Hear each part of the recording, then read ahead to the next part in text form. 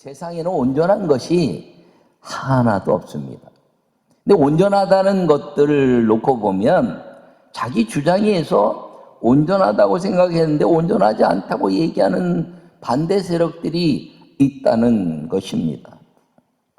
왜 그러냐면 그것은 에덴에서 사람이 타락하고 하나님께 쫓겨난 이후에 온전하신 하나님이 인간으로부터 떠나서 이제는 인간이 경험한 자기가 경험한 것이 옳다라고 주장하면서 논쟁과 분쟁으로 살아오면서 어떤 결과로 이루어진 것을 온전하다 말하지만 모든 사람이 동의하는 온전함은 이 땅에 단 하나도 없다는 것입니다.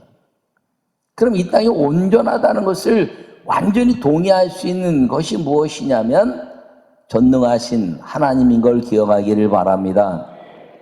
오늘 다시 성령으로 온전한 예배란 말씀을 전할 때 2022년도에 이 온전한 예배를 통해서 성령으로 말미암아 물질로도 할 수 없고 어떤 것으로도 할 수 없는 오직 성령의 능력은 말씀과 기도로만 이룰 수 있는 기적과 표적의 역사가 나타나는 예배가 온전히 다시 회복되고 성령의 은혜가 임하기를 간절히 축원합니다. 요약의 말씀을 읽겠습니다.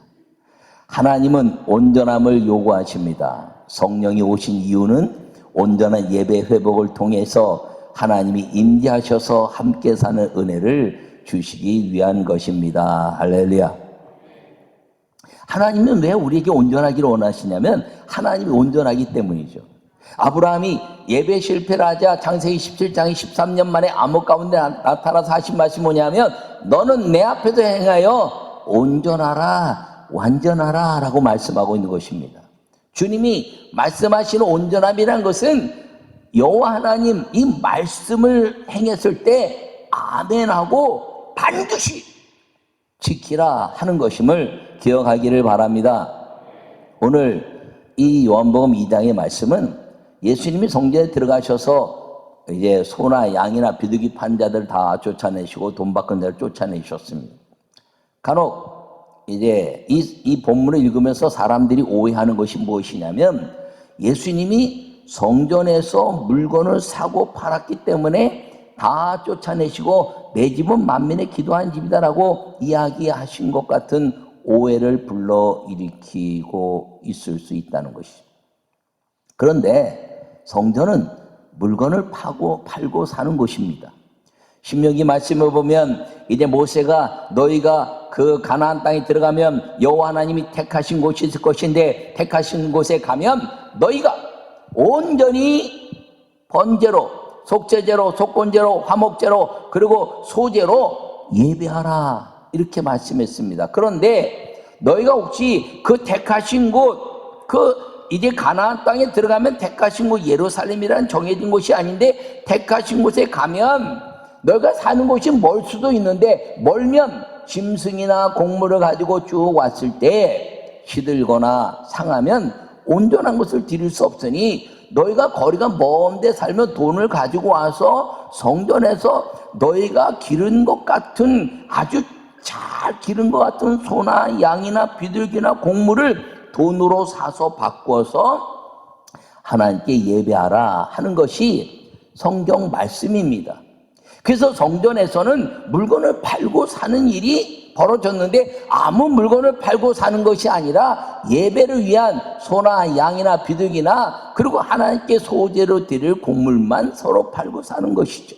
근데 주님이 다 쫓아내셨어요. 왜?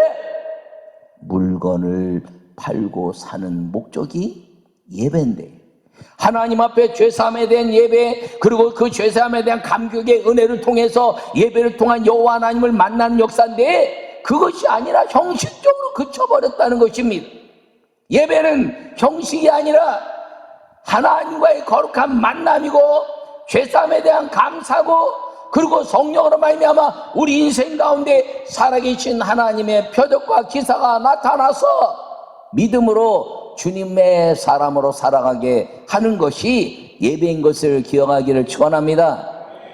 첫 번째 말씀을 읽겠습니다. 온전한 예배는 신령과 진정의 예배입니다. 할렐루야. 오늘 17절에 제자들이 성경의 말씀에 주의 전을 삼하는 여심이 나를 삼키리라 한 것을 기억하더라 이렇게 말합니다. 예수님이 그 모든 물건을 다 쫓아냈더니 그 제자들이 주의 말씀, 시편의 말씀을 생각한 겁니다. 와, 저 사람들이 주의 전을 사모하는 여심이 나를 삼키리라. 여러분, 예배의 중심은 여호와요, 메시아요, 하나님이신데 주의 전을 너무 소중히 여기는 거예요. 건물을. 와, 우리가 이렇게 큰 건물 만들었어요. 와, 이렇게 우리가 멋진 성전을 만들었어요. 이 멋진 성전에 우리가 예배하는 사람들입니다라고 건물의 예배를 집중하는 모습을 가져서 그 예배의 대상 예수님이 메시아로 오셨는데 이들이 예배의 대상인 메시아를 알아보지도 못했다는 것입니다. 진짜 메시아를 기다리던 사람들은 성전이 아닌 곳에서도 바닷가에서 나는 죄인입니다 라고 주님을 받아들이고 제자의 삶을 따라간 사람들이 있으며, 세리들은 세리 현장에서, 마을의 현장에서 주님을 기다리던 사람들은 메시아 예수님 앞에 나는 죄인입니다 그러고 나를 사람 낚는 어부가 될 것이다 하고 따라갔는데, 이 예배를 통해서 하나님을 만나겠다 그러고 메시아를 기다리며 성전에서 그 메시아를 기다리던 사람들이 메시아 예수님이 오심에도 불구하고 그들은 메시아 예수님에 대한 가치가 아니라 이 성전에서, 이렇게 아름다운 성전에서 우리가 제사했다라는 형식에 그쳐버렸다는 것입니다. 온전한 예배는 신령과 진정의 예배라는 것을 기억하기를 바랍니다. 요한복음 4장에 보면 사마리아 땅의 수가성 여인에 관한 이야기가 나옵니다. 이 수가성 여인이 물을 뜨러 왔는데 예수님이 내가 나를 누군지 알았으면 생수를 구했을 터인데 라고 말합니다. 그리고 그 여인에 대한 이야기를 하니까 여인이 예수님을 선지자로 알았습니다. 선지자군요. 당신은 메시아가 오시면 예루살렘에서 예배드린다고 저들은 얘기하는데, 우리는 이 사마리아 사람들은 이 그리심산 여기서 예배드린다는데 메시아가 오시면 어디서 예배를 드릴까요? 라고 이 여인은 위치적 예배의 중요성을 이야기했습니다. 그런데 예수님은 위치적 예배의 중요성이 아니라 영에 대한 중요성, 하나님을 만나는 것이 중요하지, 광야에서 성막을 만들고 내가 너희와 거기서 만날 것이라 이야기하고 예루살렘 성전에서 만들고 내가 여기에 누가 귀를 둘 것이다 그랬지, 광야이기 때문에 만나고 예루살렘 성이기 때문에 만난다고 말씀하지 않았다는 것입니다. 신령과 진정으로 예배하고 하나님 영이라 신령과 진정으로 예배하는 자를 찾으시느니라. 할렐루야. 이 여인이 예수님의 그 말씀을 듣고 눈이 번쩍 뜨였습니다. 아, 당신이 메시아시군요. 그리고 그 모든 감추던 율법에 의해서 묶였던 것들을 확 자유케 되고, 그리고 하나님의 영광을 위한 내가 메시아를 만났습니다라는 참 기쁨의 가치를 이룬 것을 기억하기를 바랍니다. 여러분, 예배는 그렇다는 것입니다. 여러분, 여기 와서 예배 와서 율법 때문에 내가 죄인인 것을 깨닫지만, 여러분, 이 예배를 드리고 나서 나갈 때는 하나님이 내 죄를 다 용서하신 기쁨의 감격의 감사가 넘치는 것이 예배라는 것입니다. 이 수가성 여인의 이야기, 5 남자의 여인이다. 여러분, 이렇게 보면서 우리가 이 수가성 여인이 아주 세상에 못된 여인처럼 느껴지고 있습니다. 그런데 성경은요, 언제나 예수님이 만난 역사를 보면 이 율법적 가치를 가지고 그 사건을 봐야 하는 것입니다. 율법적 가치는 뭡니까? 이 수가성 여인은 예수님 왜 찾아갔을까요? 이 여인은 율법에 묶여있던 여인이에요. 예수님이 언제나 갈 때 율법에 묶여있는 사람은 자기가 그 죄책감에 막 묶여 살았다는 것입니다. 그 여인이 찾아간 묶인 것은 죽은 형제에 대한 의무나 이 여인이 5 남자의 아내일 수밖에 없었던 율법적인 것 때문에 그걸 뒤집어 쓰고, 그리고 왜 만나기만 하면, 저 여인을 만나면 사람이 죽거나 헤어지거나 이런 일이 벌어지나, 자기는 율법을 지키려고 애를 썼는데, 그러다 보니까 동네 사람들과 만남을 갖지도 못하고 율법을 지키려고 애를 썼는데 자기는 죄인이 돼버리고 마는 것이에요. 근데 예수님을 만나고 나서 그게 아니다라고 이야기하자, 이 여인은 율법적 죄를 가졌던 그 율법을 지키는 그 죄로부터 자유함을 얻고 메시아를 만났더니 신령과 진정으로 내 죄는 내 죄가 아니라 율법적 죄인데 예수님이 이 땅에서 율법을 폐하시면서 나는 자유케 된 메시아로부터 자유함을 얻은 사람이 되었다고 선언해낸 하나님의 은혜의 역사가 이 예배라는 것을 기억하기를 바랍니다. 그러면 신령과 진정의 예배는 율법의 예배가 아니고 은혜의 예배라는 것입니다. 여러분, 이 성전에 와서 예배를 드릴 때 여러분들이 가지고 있는 모든 세상에 대한 윤리와 철학과 사상과 이념과 그리고 성경에 말하는 율법에 묶여 있다면, 오늘 여러분들은 예수님이 진리가 너희를 자유케 하리라 말씀하신 그 말씀 안에서 여러분이 완전한 죄사함으로부터 이제 하나님의 은혜를 입은 하나님의 자녀요, 은혜의 사람이라는 것을 확신하고 사시기를 간절히 축원합니다. 이것이 성령이 주시는 온전한 예배라는 것입니다. 2번째 말씀을 읽겠습니다. 온전한 예배는 기도를 통한 신뢰입니다. 할렐루야. 오늘 16절에서 내 아버지 집으로 장사하는 집을 만들지 말라 이렇게 말합니다. 여러분, 마가복음 11장 15절에서 내 집은 만민의 기도하는 집이다 말씀하셨고요, 이것의 인용은 이사야 56장 이제 7절의 말씀을 하고 있는 것입니다. 내 집은 만민의 기도하는 집이다. 여러분, 온전한 예배는 기도를 통한 신뢰인데, 여러분, 이 사람들이 무엇을 자기 문제를 얘기할 때요, 상대방의 신뢰가 없으면 자기를 말하지 않습니다. 예배라는 것은 하나님을 온전히 신뢰해서 우리 인생의 모든 것들을 다 이야기할 수 있는 신뢰가 넘치는 고백, 이것이 예배에서 이루어지는 기도인데, 이 집은 만민의 기도하는 집이라는 것은 완전한 신뢰다. 온전하신 그 여호와 하나님의 그 역사를 따라서 예수님으로 말미암아 그분이 우리를 중보하시는 중보의 신뢰를 갖고 기도하게 되었을 때, 이 예배는 주님이 들으시는데 내가 누가 귀를 여기에 둘 것이고, 너희가 기근이 있어도 기도하면 내가 비를 줄 것이고, 연병이 있어도 기도하면 내가 너희를 고칠 것이고, 너희 땅이 상했으면 내가 이 땅을 온전히 고칠 것이다. 할렐루야.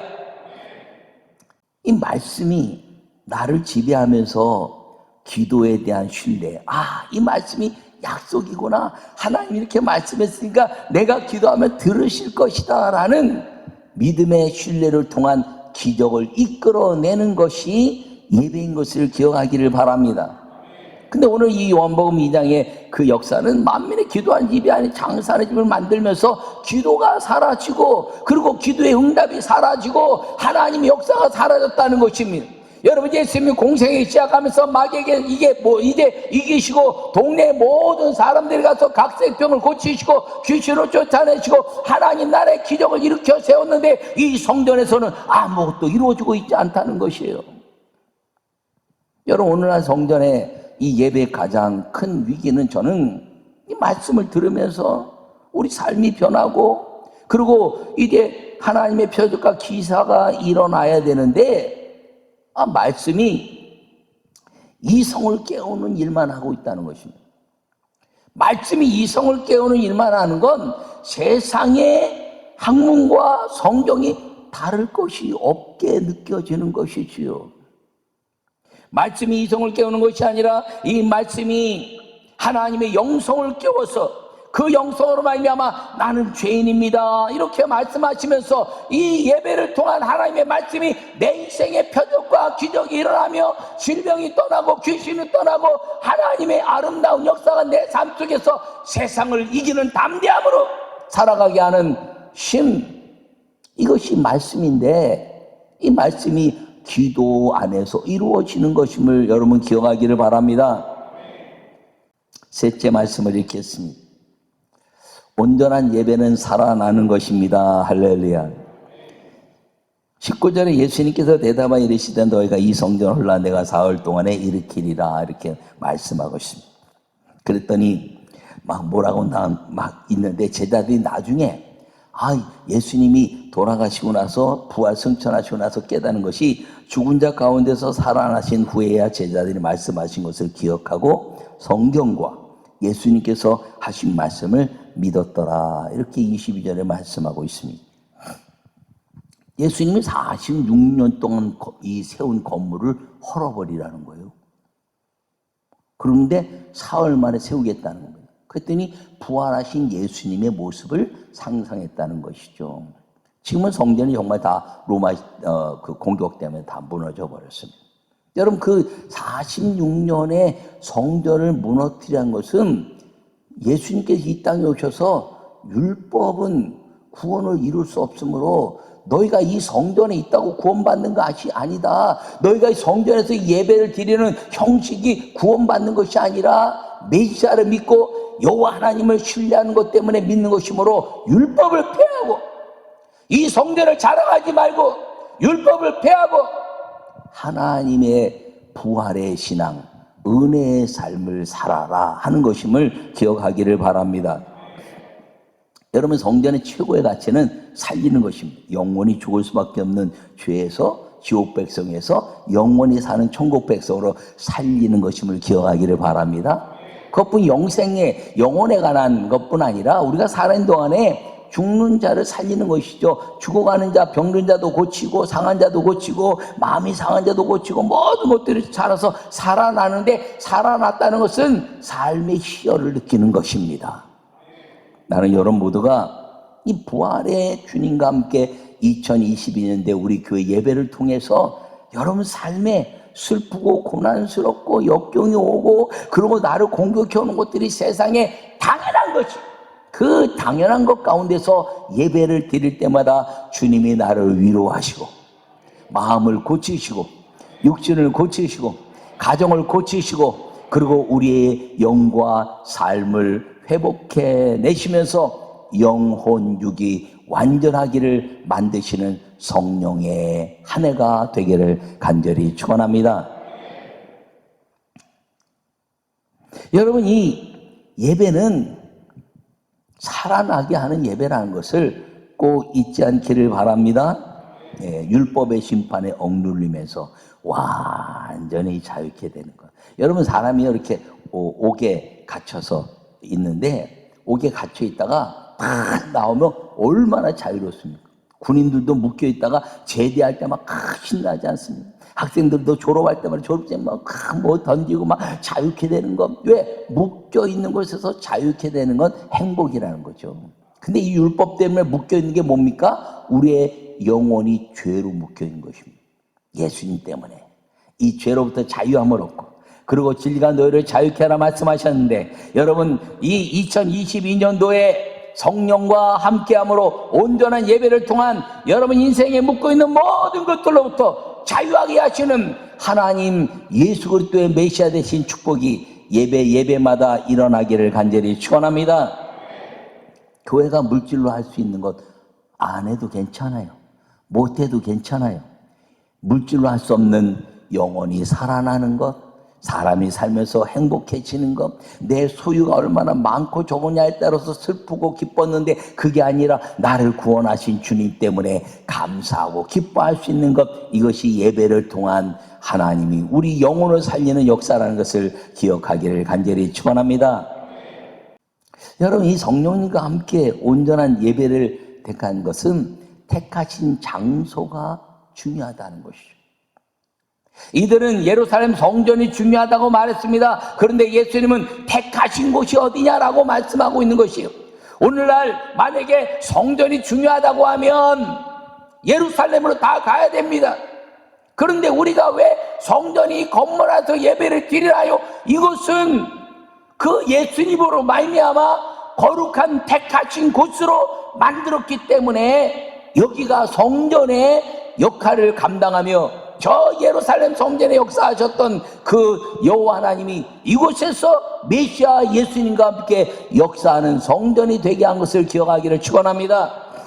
그러니까 성전이 무너지고 나서 회당의 역사를 통해서 하나님 말씀이 강론됐지요. 교회라는 것을 통해서 하나님 말씀이 강론됐죠. 그 하나님 말씀이 회당과 교회를 통해 강론되면서 기적의 역사 일어나서 저 사마리아의 기적이 나고 에베소 교회의 기적이 일어나고 이제 사도 바울은 석 달간 말씀을 가르치고 두 해를 말씀을 가르치면서 말씀을 강론하면서 그 말씀이 살았고 운동력이 있어서 귀신이 쫓아나고 손수건만 갖다 덮어도 기적이 나고 병든 자가 일어나고 그리고 하나님의 역사가 일어나는 에베소 교회 역사가 오늘 전 세계에 흩어져 있는 성전이라 교회라 말하는 곳에서 택하신 곳이 되어 동일하게 역사가 일어나고 있다는 걸 기억하기를 바랍니다.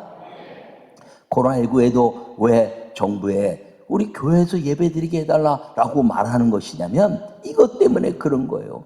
영상으로 예배하면 어떻습니까? 그 예배가 아니니까 예배입니다. 그러나 그곳은 택하신 곳이 성별된 택하신 곳이 아니라는 것이죠. 왜 성전 건물 이렇게 만듭니까?